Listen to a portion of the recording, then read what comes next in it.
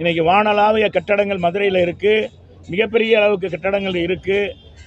இன்றைக்கி பஸ் ஸ்டாண்டெல்லாம் மெருகூட்டப்பட்டிருக்கு, சாலை வசதி ஓரளவுக்கு மேம்பட்டு இருக்குன்னா வைகை கரை சாலையெல்லாம் நாங்கள் கொண்டாந்தது, பாலம் போட்டதெல்லாம் நாங்கள். இப்போ கட்டுற 2 பாலமும் எங்கள் காலத்தில் கொண்டு வரப்பட்டது, நிதி ஒதுக்கப்பட்டது.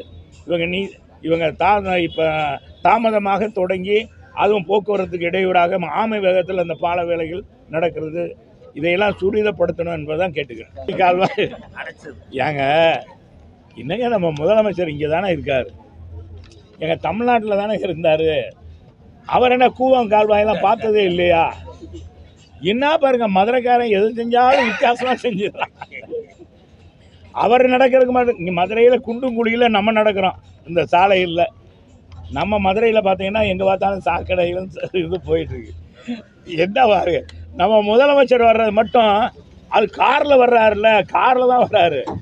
அது விலை உயர்ந்த காரு. அந்த காரு கூட மேடு பண்ண ஏறக்கூடாதுன்றக்கா ரோடு போட்டிருக்கான், புது சாலை. ஆனால் மதுரையில் வரி கட்டியிருக்கோம், வரிக்கு மேல் வரி மாநகராட்சி போட்டிருக்கு. நடந்தால் கூட வரி போடாத ஒரே மாநகராட்சி தான். நடந்தால் கூட சாலை வரி, அடுத்த தப்பி தவறி இந்த ஆட்சிலாம் வந்துச்சுன்னா சாலை வரியே போட்டுருவாங்க. அந்த அளவுக்கு அத்தனை வரியும் போட்டிருக்கு. ஆனால் மாநகராட்சி மக்களுக்கு ஒன்றும் செய்யலை. ரோடு அவர் வர்றதுக்கு நடக்கிறதுக்கு சொகுசாக வரணுமா, நம்ம முதலமைச்சர் வரணும்னு புது சாலை. நம்ம முதலமைச்சர் என்ன நினைப்பார், ஓ மதுரையில் பூரா இப்படி தான் சாலைகள்லாம் இருக்குது, ரோடெல்லாம் போட்டிருக்காங்க அப்படின்னு தான் அவர் பேசுகிறாரு. அவர் பேசுகிறாராம்.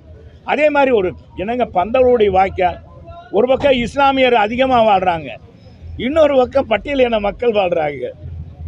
பட்டியல் அதில் தாங்க இரவு பகலாக இருக்காங்க, அந்த நாசத்தில் தான் இருக்காங்க.